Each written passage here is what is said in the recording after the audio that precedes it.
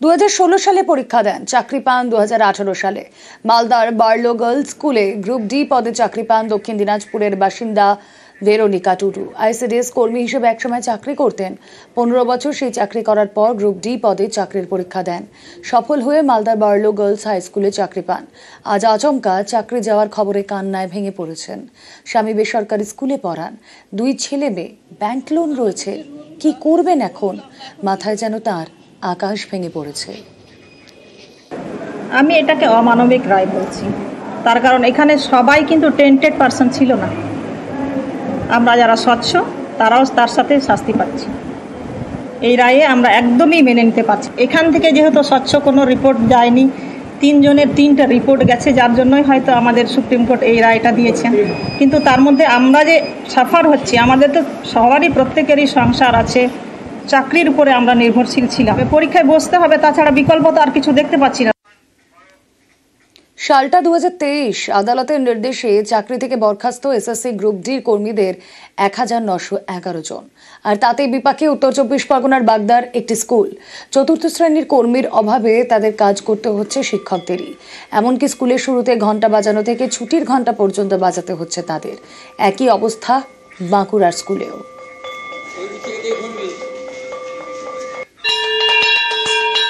ছবি দেখাচ্ছি আপনাদের বাগদার স্কুল। সেখানেও আমরা দেখছি গ্রুপ ডির ভূমিকায় শিক্ষকরাই। কোথাও ঘন্টা বাজাতে হয়েছে শিক্ষকদের, কোথাও জল ভরতে হয়েছে শিক্ষকদের।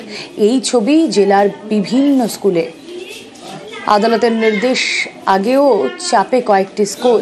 বরখাস্ত গ্রুপ ডি কর্মীর কাজ কে করবে? তারপর আমরা দেখছি শিক্ষকরাই সেই কাজ করছে।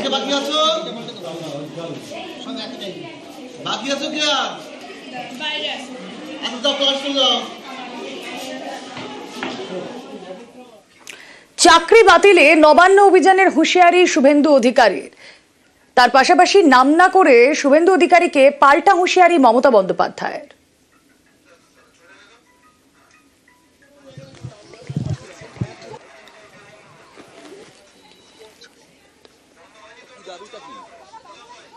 রামনবমীর পরে কলকাতাতে বড় মিছিল হবে এবং পর্যায়ক্রমে নবান্ন অভিযান সব কর্মসূচি এপ্রিল মাসের মধ্যে ভারতীয় জনতা পার্টির পক্ষ থেকেও আমরা নিচ্ছি।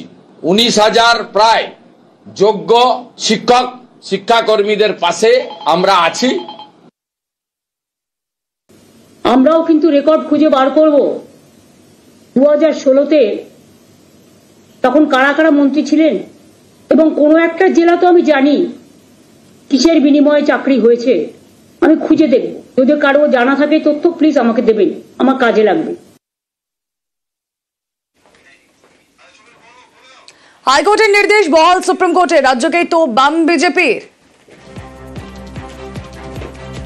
রাজ্য সরকার কেন যোগ্য এবং অযোগ্য এই পৃথকীকরণ কেন করে দিলেন না?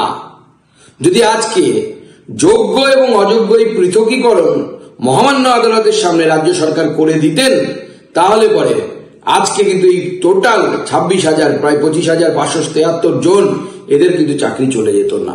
যারা ঘুষখোর জোচ্চোর তৃণমূল নেতা, তাদের জন্য এই এতগুলো পরিবার আজকে রাস্তায় বসলো। আমরা ছেড়ে দেব না। হাইকোর্ট যা বলেছিল, সুপ্রিম কোর্ট তাকে কার্যত মান্যতা দিয়ে বলল যে এটা এমন ধরনের অপরাধ হয়েছে, গোটা নিয়োগ প্রক্রিয়াকে যেভাবে কলুষিত করা হয়েছে, এটা রিপেয়ার করার মতন কোনো সুযোগ নেই। 1 বছর সময় পেয়েছিল আমাদের রাজ্যের সরকার। 1 বছর লেগে গেল, সরকার যোগ্য অযোগ্য স্পষ্ট করতে পারল না। কিছু অযোগ্য অপদার্থ যাদের টাকা নিয়ে চাকরিতে ঢুকিয়েছে রাজ্য সরকার এবং শাসক দল, তাদেরকে রক্ষা করার জন্য যারা যোগ্য তাদেরকে খারিজ করতে হলো। যদি দুর্নীতি না থাকতো তাহলে 26,000 তারাকে যোগ্যকে অযোগ্য সেটা পরের কথা, তাদের জীবনটা এরকম দুর্বিষহ হয়ে যেত না। যে পয়সা দিয়ে চাকরি নিয়েছে সেও দুর্নীতির শিকার, যে যোগ্যতার কারণে চাকরি পেয়েছে অথচ চাকরি ভোগ করতে পারলো না সেও দুর্নীতির শিকার। অর্থাৎ আপনি যেদিকে যাবেন সেদিকে কিন্তু মূল কারণটা দুর্নীতি। রাজ্যের শিক্ষা ব্যবস্থাকে ধ্বংস করতে চাইছে বাম বিজেপি, সরব মমতা বন্দ্যোপাধ্যায়। এডুকেশন সিস্টেমটাকে কোলাপস করতে চাইছেন বিজেপি সিপিএম। একবার আপনাদের লজ্জা হলো না? সিপিএম নিজের আমলে কি করতেন? চিরকুটে চাকরি দিতেন। গণশক্তিতে যতগুলো রিপোর্টার চাকরি করে তাদের প্রত্যেকের বউকে আপনারা চাকরি দিয়েছেন চিরকুটে। ওই তার তদন্ত তো হয় না? বিজেপি রাজ্যে তো তদন্ত হয় না? হাইকোর্টে এই ভার্ডিক্টটা প্রথম দিয়েছিলেন বিজেপির একজন, যিনি এখন এমপি হয়েছেন, জাজমেন্ট জুডিশিয়ারি ছেড়ে দিয়ে বিজেপির এমপি হয়েছে। আজকে তারা কোন মুখে বড় বড় কথা বলে? তাদের দায়বদ্ধতা নেই, দায়বদ্ধতা ছিল না, এবং আমি বিশ্বাস করি এটা বিজেপি করিয়েছে এবং সিপিএম করিয়েছে। এর জবাব তারা আগামী দিন ভালোভাবে পাবেন। সুপ্রিম রায়ে 26,000 চাকরি বাতিল। সুপ্রিম নির্দেশে বিপর্যস্ত চাকরিহারারা। বিকাশ রঞ্জনকে কটাক্ষ মমতা বন্দ্যোপাধ্যায়। বিপদে পড়লেই আক্রমণ, পাল্টা বিকাশ রঞ্জন। আর আমি অবাক হয়ে যাই, এখানে কেসটা করেছিলেন কে? বিকাশ বাবু। তিনি তো পৃথিবীর সবচেয়ে বৃহত্তম লয়ার। তাকে কেন তিনি এখনো নোবেল প্রাইজ পাচ্ছেন না আমি জানি না। পাওয়া উচিত। ভাবছি একটা রেকমেন্ডেশন করব। লোকে বিপদে বললে ভগবানের শরণ নেয়, তৃণমূল এবং মমতা বিপদে বললেই বিকাশ এবং সিপিএম এর শরণ নেয়। দেখবেন ওরা কোনো বিপদ বললেই সিপিএম করেছে, বিকাশ ভট্টাচার্য করেছে। সুতরাং এটা হচ্ছে ওরা আমাদের ঈশ্বরপরম মনে করে। আমার কাজ আইনি সওয়াল করা, সংবিধানকে তুলে ধরা, সেই কাজটা আমি করেছি। সেটা কাজের জন্যই তো আমরা উকিল। আমরা তো কে হারবে কে জিতবে এইসব ভেবে সওয়াল করি না। একমাত্র এক সুপ্রিম কোর্টের রায়ে সোমা দাসের চাকরি বহাল। তবে সুপ্রিম কোর্টের রায়ে খুশি নন সোমা। যোগ্যদের চাকরি খারিজ হওয়া কাম্য নয় বলেই মত তাঁর।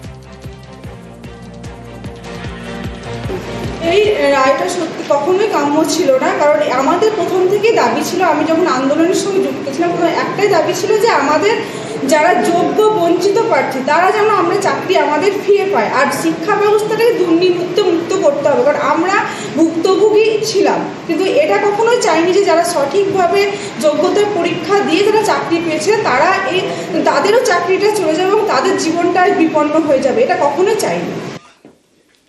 সুপ্রিম রায়ে চাকরি বাতিল বহাল। চাকরি গেল ক্যান্সার আক্রান্ত সায়ন গামের। কিভাবে চালাবেন ক্যান্সারের চিকিৎসা ভেবে কুল পাচ্ছেন না। ফাঁসি দেওয়ার বাসিন্দা সায়ন ক্যান্সার আক্রান্ত। সুপ্রিম রায়ে তার চাকরি বাতিল। আমি অবাক হয়েছি, কারণ আমি তো কোনো অন্যায় করিনি, ঠিকঠাক উপায়ে পরীক্ষা দিয়েছি, চাকরি করছি আজকে 6 বছর হলো। আমি জানি না ভবিষ্যতে কি আছে, এইভাবে কেমন করে চলবো। আমাদের সংগঠনে যেভাবে দাবি করেছিল সুপ্রিম কোর্টে, আমরা মেডিকেল গ্রাউন্ডে গত 2 বছর থেকে ক্যান্সারে ভুগছি। আমি আবেদন করব যে সমাজ যেভাবে ছাড় পেয়েছে আমাকেও সেভাবে বিবেচনা করা হোক, কারণ আমার ট্রিটমেন্টের খরচ অনেক, পরিবার আছে। অনেকটাই সমস্যা হবে, কারণ আমার স্বামী নেই, ছেলের উপরেই সংসার। ছেলের ক্যান্সার, 3 মাস অন্তর অন্তর বোম্বে যেতে হয়, ট্রিটমেন্ট চলতেছে। আমরা তো না খেয়ে মরবো। চাকরি চলে গেলে তো ট্রিটমেন্টও হবে না, কি করে ট্রিটমেন্ট করব? একজনের সুবিচার হয়েছে, আমার ছেলের জন্য সুবিচার হয়। সে তো ন্যায্যভাবে চাকরি পেয়েছে।